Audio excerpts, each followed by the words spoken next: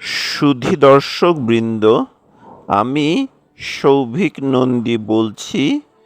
আমার আজকের ভিডিওতে আমি সোভিয়েত ইউনিয়নের প্রগতি প্রকাশনের অনুবাদক অধ্যাপক দ্বিজেন শর্মা তার সমাজতন্ত্রে বসবাস বইয়ে তৎকালীন সোভিয়েত ইউনিয়নের সমাজ ব্যবস্থার মূল্যায়ন নিয়ে যে লেখা লিখেছেন সেটি আমি আজকের ভিডিওতে বলবো। সমাজতন্ত্রের নামে সোভিয়েত ইউনিয়নে যে অন্ধমত ও আদর্শকে সযত্নে লালন করা হচ্ছিল, বহুদিন পর ভেলকিবাজির সেই ঝলমলে পোশাকটাই খসে পড়েছে। এতে সমাজতন্ত্রের পতন বা ধ্বংসের প্রশ্ন নিয়ে আসাটা যেমন হাস্যকর, তেমনি অবাস্তবও। এমন কথা আজ রাশিয়া ও অন্যত্র হরহামেশাই শোনা যায়। আরেকটি মতও সমমাত্রায় বিস্তৃত ও ব্যাপক, বিশেষত প্রাক্তন কমিউনিস্ট মহলে, যেখানে সমাজতন্ত্র নির্বিশেষে বর্জিত এবং পুঁজিতন্ত্র মানব সভ্যতার সর্বাধিক যুক্তিসঙ্গত বিবর্তনশীল সমাজ হিসেবে স্বীকৃত। সমাজতন্ত্রে 2 দশক বসবাসের পরও আমি এইসব মতবাদের কোনোটির সঙ্গেই পুরোপুরি ঐকমত্য পৌঁছতে পারি না। সোভিয়েত ইউনিয়নে সমাজতন্ত্র কিছুই সৃষ্টি করেনি, কিংবা পুঁজিতন্ত্রই সভ্যতার অগ্রগতির বাধাস্বরূপ। দুটিকেই খুব বেশি ক্ষিপ্র সাধারণীকরণ মনে হয়। তবে অনস্বীকার্য যে 2 দলের বক্তব্যই যথেষ্ট সারবস্তু আছে এবং এক্ষেত্রে মধ্যবর্তী অবস্থানের দোদুল্যমানতাও দুর্লক্ষ নয়। একটি দেশে দীর্ঘকাল বসবাসে সেখানে বিদ্যমান সমাজ ব্যবস্থার ইতি ও নেতির অনেক কিছুই চোখে পড়ে। সোভিয়েত সমাজতন্ত্রের ত্রুটিগুলি পুঁজিবাদী বুদ্ধিজীবীরা নির্মমভাবে উদ্ঘাটন করে তাকে একটি নির্বিশেষ অমানবিক ব্যবস্থা হিসেবে সর্বসমক্ষে দাঁড় করিয়েছেন। পক্ষান্তরে প্রগতিশীলরা এই ব্যবস্থার যে ছবি এঁকেছেন তাতে প্রকট স্বর্গরাজ্যর আদলটিও বড়ই বিভ্রান্তিকর। পুঁজিবাদী সমাজ ব্যবস্থায় বসবাসের অভিজ্ঞতা আমাদের যথেষ্টই আছে। এই ব্যবস্থার ভালো মন্দের বয়ান তাই নিরর্থক। সোভিয়েত সমাজতন্ত্রের লক্ষ্য যে অর্জিত হয়নি সেটাও মানি। রাষ্ট্র দুর্বল হওয়ার বদলে দিনে দিনে প্রবল শক্তিশালী হয়েছে। কায়েম হয়নি সোভিয়েত বা জনগণের ক্ষমতা। ব্যক্তি স্বাধীনতা নির্মমভাবে দলিত হয়েছে।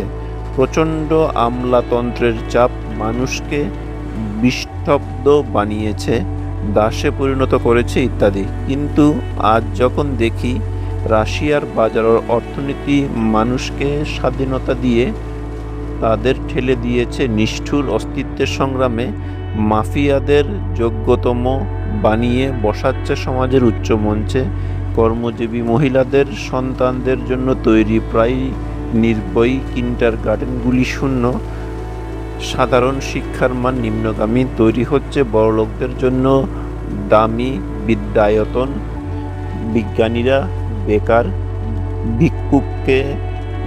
ভিক্ষুকে ছেয়ে যাচ্ছে পথঘাট, পেনশনভোগী বৃদ্ধরা স্টেশনে ও বাজারে দাঁড়িয়ে গভীর রাত পর্যন্ত বিক্রি করছেন সামান্য ভোগ্যপণ্য, ছাত্র যুবজন হচ্ছেন নানা কিসিমের মাস্তান, ব্যাপক জনকল্যাণমূলক ব্যবস্থা ধসে পড়ছে প্রতিদিন।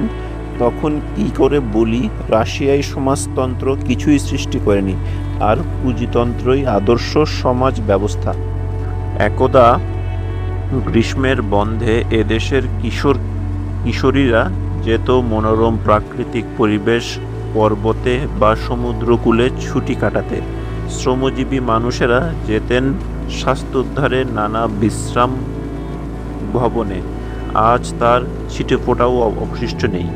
সমাজতন্ত্র জনগণের জন্য যে উলম্ব উদ্যাননগরে ব্যাপক গণ আবাসনের ব্যবস্থা চালু করেছিল তা তো আমাদের জানা কোনো অর্থনীতির সৃষ্টি নয়, অবশ্যই একটি বিপ্লবের অবদান।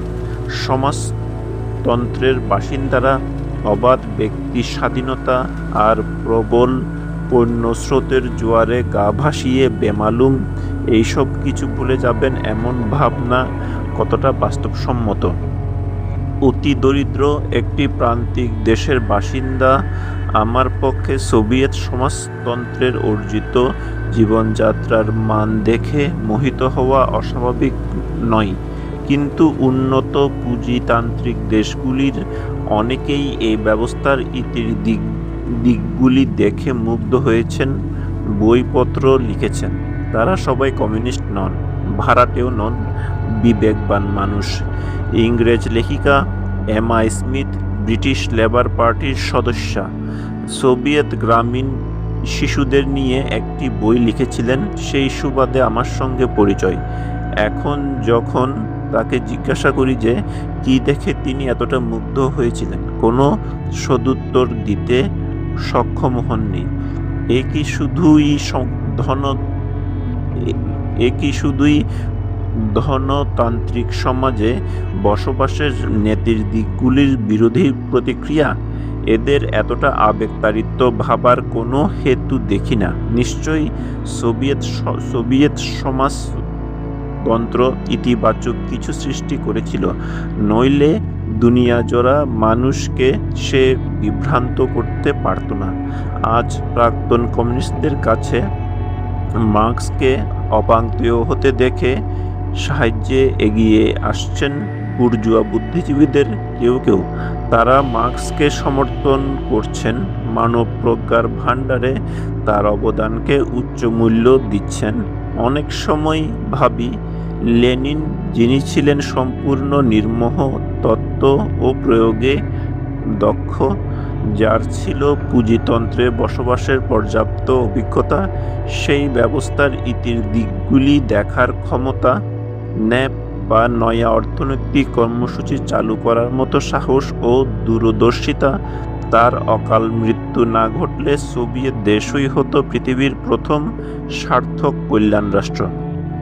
অক্টোবর বিপ্লব না ঘটলে, ফেব্রুয়ারি বিপ্লবের স্বাভাবিক বিকাশ ঘটলে রাশিয়ার বুর্জোয়া গণতান্ত্রিক সমাজ ব্যবস্থা অবশ্যই এদেশের মানুষের জন্য অধিকতর সুখ স্বাচ্ছন্দ্য সৃষ্টি করতে পারত। বিশ্ব পুঁজিতন্ত্রের শরিক হিসেবে সেও বিশ্ব লুণ্ঠনের বকরা পেত, কিন্তু দুনিয়াজোড়া উপনিবেশিক ব্যবস্থার এত দ্রুত পতন ঘটত কি? পুঁজিতান্ত্রিক দেশের শ্রমিকরা আজকের এতটা সুযোগ সুবিধা পেতেন কি? অভ্যুদয় ঘটত কি বাংলাদেশের মতো একটি ক্ষুদ্র রাষ্ট্রের? আজকের কল্যাণ রাষ্ট্র আসলে বিশ্ব বিপ্লবের ভয়তাড়িত পুঁজিতন্ত্রের বাধ্যতামূলক আপোষ সফার ফল, এমন ভাবনা কি খুবই অবান্তর? প্যারি কমিউনের পর 70 বছর স্থায়ী দ্বিতীয় শ্রমিক রাষ্ট্র সোভিয়েত ইউনিয়নের পতনের পর সারা বিশ্বে শ্রমজীবী মানুষ ও তাদের কল্যাণ চিন্তায় নিবিষ্ট বুদ্ধিজীবীদের মনে যে ব্যাপক হতাশা সৃষ্টি হয়েছে, তা অবশ্যই দীর্ঘস্থায়ী হবে না। সকল মানুষের জন্য ন্যায় বিচার ভিত্তিক ও সাম্যদর্শী সমাজ নির্মাণের চিন্তা সভ্যতার জন্মলগ্ন থেকে অদ্যাবধি মানুষ কখনোই ত্যাগ করেনি।